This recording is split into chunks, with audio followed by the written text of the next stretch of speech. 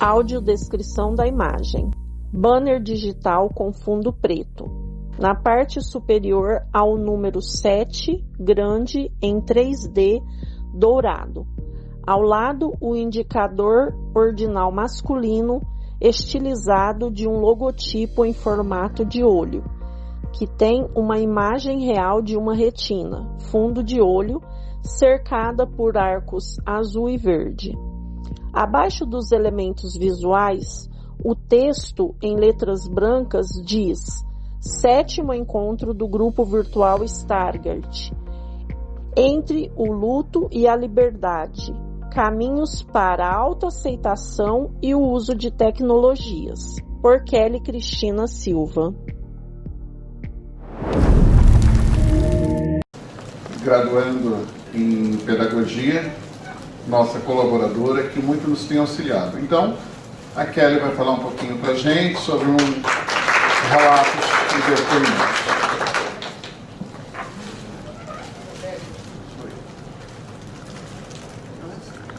Oi, pessoal. Boa tarde. Já passou do meio-dia. Eu vou me autodescrever. Eu sou uma mulher de pele clara, cabelos longos, lisos, escuros, olhos escuros. Eu estou vestindo a camiseta do grupo virtual Stargate. Estou com uma calça cargo bege, tênis preto com branco. Estou usando um óculos com filtro amarelo. Primeiramente, eu gostaria de agradecer a presença de vocês aqui e dizer que estimo melhoras para a Adriana. Hoje eu estou aqui com vocês, não é como psicóloga, médica, especialista, não. Hoje eu estou aqui com vocês como uma pessoa que vive diariamente com a doença de Stargardt, né? E a gente vai falar sobre o tema entre o luto e a liberdade, a autoaceitação e a tecnologia assistiva.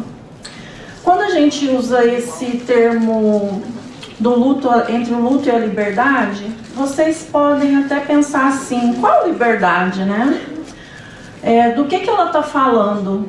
Já que a gente está perdendo a visão central, né? A gente começa a refletir muito sobre isso. E de que liberdade que ela está falando?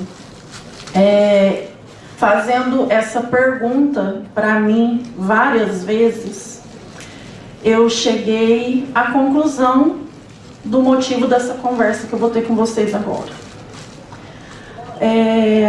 O luto é algo que a sociedade, ela não conversa muito sobre isso, né? E a gente às vezes é muito cobrado sobre ser forte o tempo todo. Mas o nosso luto, ele é necessário a gente viver. Eu mesma recebi meu diagnóstico tardio, depois de muitos anos em consultórios, né, aquela saga do consultório, e até chegar ao nome exato do que realmente eu tinha. E o nosso luto, ele é legítimo, sabe? Ele tem que ser validado, sim, né? Porque é a partir do momento que você está ali chorando, talvez se desesperando, porque você para pensar que você não tem mais um futuro brilhante que você tinha na sua mente, né? Que você está pensando assim: e agora? Eu não vou conseguir mais sair na rua sozinho, eu não vou conseguir ler uma placa de trânsito, se eu dirigia, eu não vou conseguir dirigir mais. E é sempre tendo essas reflexões, e eu perguntando isso para mim mesma naquela época, que eu cheguei a várias conclusões. Demorou? A minha trajetória foi difícil? Foi, porque eu resistia a aceitar, que aí entra a aceitação, né? A autoaceitação.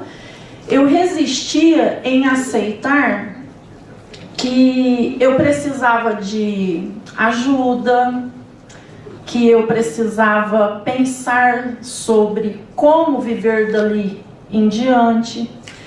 Então, eu vivi por muitos anos gastando muito da minha energia pensando na doença de Stargardt. E aí foi quando eu parei para pensar na realidade do meu viver que essa chave virou. Por quê? Porque aí é onde eu parei e pensei na seguinte mensagem. O diagnóstico, ele não tem que ser um olhar para o final ou para a desistência. Eu tenho que olhar para esse diagnóstico com realidade, com resiliência e simplesmente buscar outras maneiras para se viver, outras maneiras para me adaptar. Esse processo foi longo porque eu não queria aceitar, eu queria esconder de todo mundo, eu queria viver a vida como uma pessoa vidente, eu gastava muita energia com isso. Por quê? Porque só o meu travesseiro sabia no final do dia o quanto eu chorava, o quanto eu não pedia ajuda, né? O quanto eu tinha vergonha, eu tinha medo, eu tinha anseios. Eu ficava pensando o que os outros vão pensar. Teve um momento ali que eu acabei me isolando porque eu pensava assim, nossa, eu vou sair na rua e eu não vou reconhecer o rosto das pessoas e elas vão me chamar de antipática. Isso aconteceu várias vezes. Mas aí foi quando eu virei a chave e comecei a pensar na minha realidade, o que eu podia fazer. E, gente, por incrível que pareça, faz pouco tempo isso, tá? Faz só 11 anos que eu virei essa chave na minha vida. Há 11 anos eu comecei a fazer terapia, buscar autoconhecimento e deixei de lado esse negócio da vergonha e do orgulho de não pedir ajuda. Eu comecei a entender que a doença de Stargardt era uma característica que eu nasci carregando, mas ela não seria o obstáculo, mais um, né, dos obstáculos que eu colocaria na minha vida. Então eu precisava criar coragem e ser resiliente. E foi o que eu fiz. Há 11 anos atrás eu tive o apoio enorme do meu atual marido, que falou, olha, eu acho que está na hora de você sair da bolha do desconhecido. E foi o que eu fiz. Eu fui buscar informações, eu fui aprendendo a pedir ajuda, a quebrar o orgulho, quebrar o medo. E foi nessa trajetória, buscando todas essas informações, que há 6 anos atrás eu conheci o grupo virtual Stargardt. Que foi assim, acho que a maior virada de chave da minha vida dentro da deficiência visual. Porque nele eu, além de ser mais uma ET na comunidade, eu aprendi muito e continuo aprendendo todos os dias dentro dos grupos. Mesmo sendo uma colaboradora, uma acolhedora, eu continuo aprendendo todos os dias. Porque lá é uma troca de vivência e de experiências que eu falo que se agora, nesse momento, eu não tivesse ali, eu não sei como estaria o meu emocional. Então, essa é a liberdade. É quando você toma posse da sua realidade. Você se liberta, porque você se liberta dos medos, você se liberta do julgamento dos outros, você se liberta de muita coisa quando você aceita que você está ali com uma característica que vai te trazer limitações, com certeza, vai ter muitos obstáculos, com certeza, mas você tem que trabalhar para que você consiga transpor, porque você vai viver o resto da vida se não aparecer a cura. Aí você vai ficar parado, esperando, viver dentro de uma bolha, se isolar. trazer coisas para sua vida que você nem tinha, como uma depressão, como a ansiedade. Então, assim, é muito importante o trabalho e a convivência dentro do grupo Stardust para mim. Eu agora vou aproveitar, falando um pouquinho sobre a liberdade, para contar para vocês quando veio a liberdade na minha vida. Foi quando eu conheci o grupo e que eu comecei a trocar informações sobre tecnologias assistivas. Porque até então, a única tecnologia assistiva que eu conhecia era a bengala branca, porque eu morava em Barretos, perto do Lar dos Cegos. Então eu sempre via as pessoas que moravam ali no Lar dos Cegos com a bengala branca. Era a única coisa que eu conhecia, mesmo tendo baixa visão desde os 6 anos de idade. Então, quando eu entrei no grupo, que eles começaram a conversar sobre aplicativos que me falavam o que estava escrito, aplicativos que me auxiliariam na minha localização, porque eu sempre fui uma pessoa que sempre busquei muito a minha autonomia e independência. Eu gosto muito de viajar, eu viajo sozinha, eu viajo com os meus filhos, eu tento manter o mais autônomo possível a minha rotina de vida diária, né? Como uma boa mãe, uma boa dona de casa, eu que faço tudo e eu gosto assim.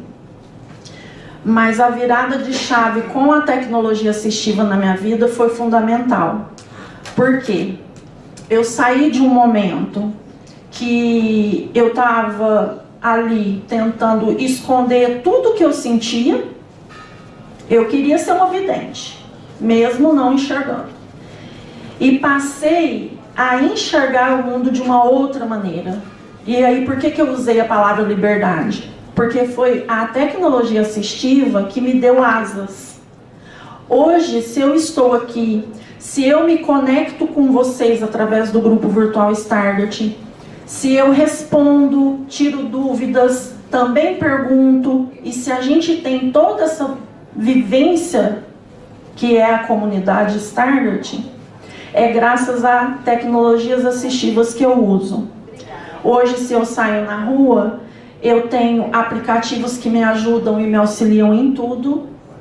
Em casa, a organização, trocar a cor de um móvel para que eu não fique quebrando copos, melhorar a iluminação. Gente, tudo isso para nós é tecnologia assistiva. Fiz o curso de orientação e mobilidade. Vocês estão vendo eu andar aqui sem bengala. Por quê? Porque a gente chega cedinho, eu faço o rastreamento do ambiente e aí eu consigo. Mas eu tenho cegueira noturna, então à noite eu já boto a minha bengala verde para trabalhar. Então assim, a gente percebe, a gente recebe muitas pessoas chegando ao grupo sem conhecer essas tecnologias assistivas, né? Assim como eu cheguei sem conhecer, muitos chegam sem conhecer.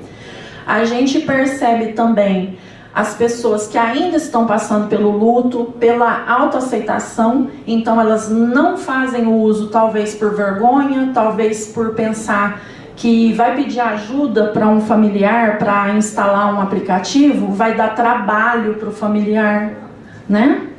Então, é libertador. É libertador. Agora eu vou entrar numa questão, eu vou aproveitar que aqui nós não estamos somente entre pacientes com Stardust.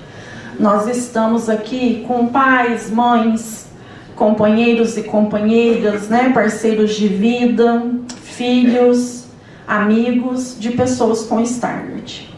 E aí eu vou falar bem rapidamente, e não é bronca, tá? Não é bronca, mas é um puxãozinho de orelha. Eu gostaria que vocês, familiares e amigos, dessem a oportunidade para que nós, pessoas com Stardust, né, mesmo independente da faixa etária, tá, pudesse descobrir o mundo acertando, errando, caindo, levantando, mas que vocês observassem com muito amor no coração, que talvez a super proteção que vocês dão para os seus familiares com Stargardt, que eu sei que é uma super proteção com amor, eu sei disso, mas eu queria ligar um alerta para vocês. Ajudar uma pessoa com Stargardt, ajudar um familiar com Stargardt, não é fazer pela pessoa. Não é você pegar a colher com o mingauzinho e pôr na boca. A melhor maneira de vocês auxiliarem uma pessoa com Stargardt é você perguntar para a pessoa: o que eu posso fazer hoje para facilitar essa barreira que você está encontrando aí? O que eu posso fazer para te ajudar a te auxiliar para que você consiga caminhar sozinho?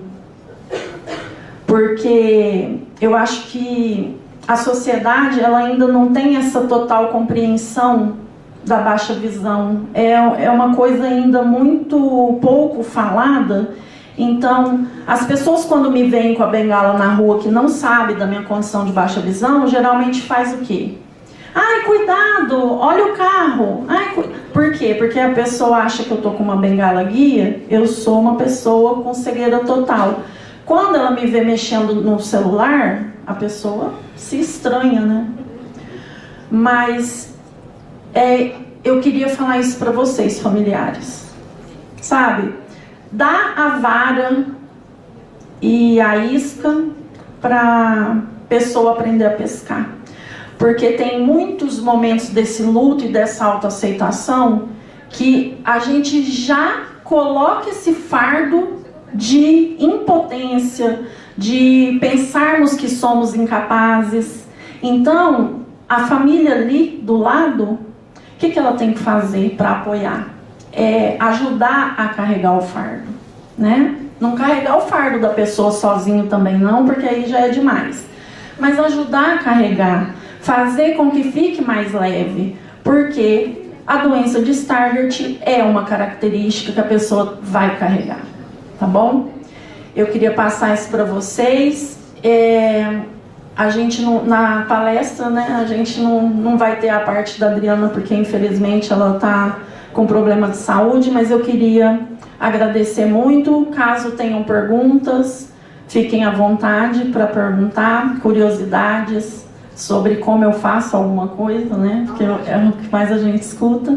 E eu acho que é essa mensagem que eu queria passar para vocês. Que tá tudo bem chorar no dia que não tá bem, mas a gente não pode ficar no choro sempre, né? Porque é muito importante a gente aprender a nossa realidade, entender e buscar viver de forma leve, tá bom? Muito obrigada.